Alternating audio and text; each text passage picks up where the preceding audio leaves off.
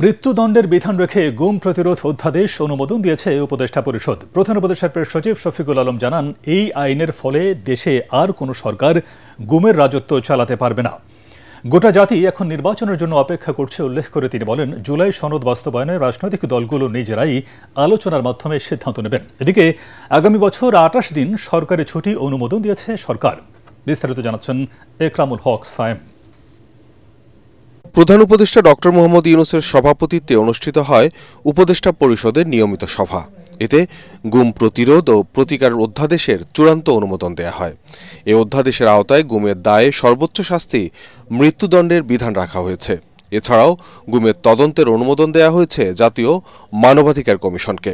গুমের সাথে জড়িত এটার সর্বোচ্চ, এই বিষয়ে কেউ যদি কনভিক্টেড হন তাহলে সেক্ষেত্রে সর্বোচ্চ শাস্তি মৃত্যুদণ্ড।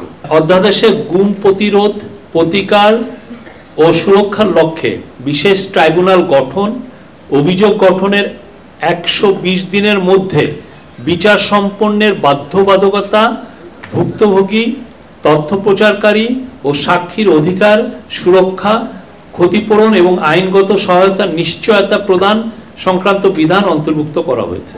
ফরেন সার্ভিস একাডেমিতে আয়োজিত সংবাদ সম্মেলনে প্রশ্নের জবাবে প্রধান উপদেষ্টার প্রেস সচিব শফিকুল আলম বলেন, জুলাই সনদ বাস্তবায়নে রাজনৈতিক দলগুলো সমঝোতা না এলে সরকার চূড়ান্ত সিদ্ধান্ত নেবে। এ বিষয়ে প্রস্তুতিমূলক বিভিন্ন বৈঠক হচ্ছে বলেও জানান তিনি। এখন যদি পলিটিক্যাল পার্টিগুলো যদি কোনো ডিসিশন না নেন তাহলে তো আমরা আগেই আমাদের ল অ্যাডভাইজার তো বলেছিলেন যে সেক্ষেত্রে ইন্টারিম গভর্নমেন্ট নিজে একটা ডিসিশন নেবে। আর এই কি ডিসিশন হবে সেই বিষয়েও এখন প্রস্তুতিমূলক অনেক মিটিং হচ্ছে। বাট আমরা আশা করব পলিটিক্যাল পার্টিগুলো তারা নিজেরাই এই পুরো বিষয়গুলো একটা ডিসিশনে আসবেন।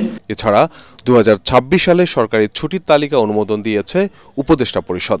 এতে নির্বাহী ও সাধারণ আদেশে ছুটি ২৮ দিন থাকলেও এর মধ্যে ৯ দিন শুক্র ও শনিবার হওয়ায় আগামী বছর মূলত ১৯ দিন সরকারি ছুটি ভোগ করতে পারবেন প্রজাতন্ত্রের কর্মচারীরা। একরামুল হক সায়েম, এটিএন বাংলা, ঢাকা।